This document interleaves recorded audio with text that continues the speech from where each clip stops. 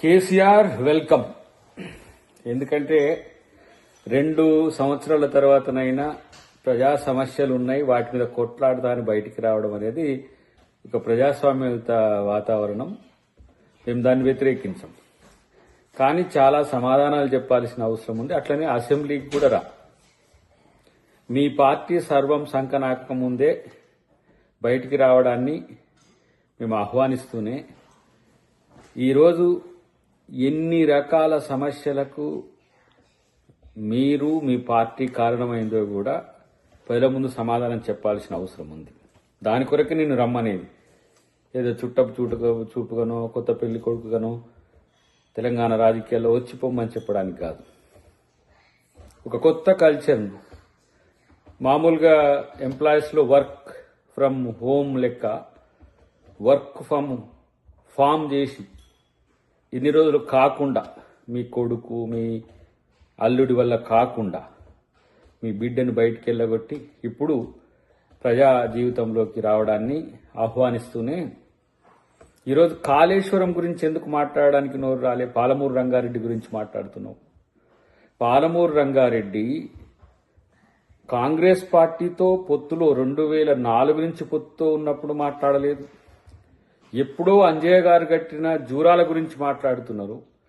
మీరు 2014 నుంచి 2023 వరకు అధికారంలో ఉన్నప్పుడు కనీసం కాలువలైనా ఎందుకు తవ్వలేకపోయింది?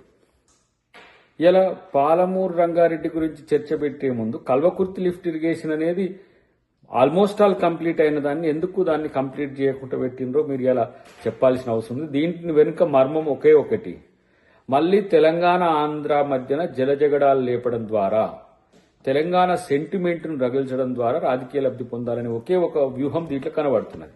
ఇది సామాన్యులకు కూడా తెలుస్తుంది. అదే గనక తెలంగాణ భవిష్యత్తే నీకు ముఖ్యమై ఉంటే తెలంగాణలో ఉన్న ఇతర అంశాలన్నింటినీ తెర మీదకి తీసుకొచ్చి వాటి మీద చర్చ పెట్టాల్సిన అవసరం ఉండే. మా ముఖ్యమంత్రి గారు అంటుండ్రు కదా, ఇప్పుడు మీరు వస్తా అంటే చర్చ మీడియాలోనో లేకపోతే ప్రెస్ మీట్లలోనో ఎందుకు, అసెంబ్లీలో పెట్టుకుందాం. ఎవరు ఆ రోజు 60% ఆంధ్రాకు 40% తెలంగాణకు రావాలని అగ్రిమెంట్ చేసిండ్రో, ఎవరు బనకచెర్ల ప్రాజెక్టుకు సంబంధించి మౌనం వహించిండ్రో, ఎవరు గోదావరి జలాల హక్కులు కోల్పోవడానికి కారణమైందో అన్నిటి కూడా చర్చ పెడదాం. కాబట్టి ఏదో బయటకు వచ్చినాం కదా, మనం మాట్లాడిందంతా కూడా నిజమని నమ్మే పరిస్థితి ప్రజల్లో ఉంటుందని మీరు అనుకుంటే మీ భ్రమనే. ఇలా తెలంగాణను సర్వం నాశనం చేసిన తర్వాత, నీ పార్టీ సర్వం నాశనం అయిన తర్వాత పూర్తి స్థాయిలో ఆ పార్టీని కాపాడుకోవాలంటే నువ్వు రాకపోతే తప్పదని తెలిసినాక మేమందరం అన్నాక ఈ మధ్యనే నేను కూడా చెప్పిన, నీ పార్టీ నువ్వు వస్తే బయటకు వస్తే కాపాడుకోవడానికి అవకాశం ఉంటుంది తప్పితే ఆ పార్టీని ఎవడు కాపాడలేడని చెప్పినాక వచ్చిన పరిస్థితి. కాబట్టి we are welcoming. At the same time ఒక ప్రజాస్వామ్యయుత వాతావరణంలో ప్రతిపక్ష నాయకునిగా నీ పాత్రను సమర్థవంతంగా పోషించడానికి ప్రయత్నం చేస్తే మంచిదని చెప్పి తెలియజేస్తుంది.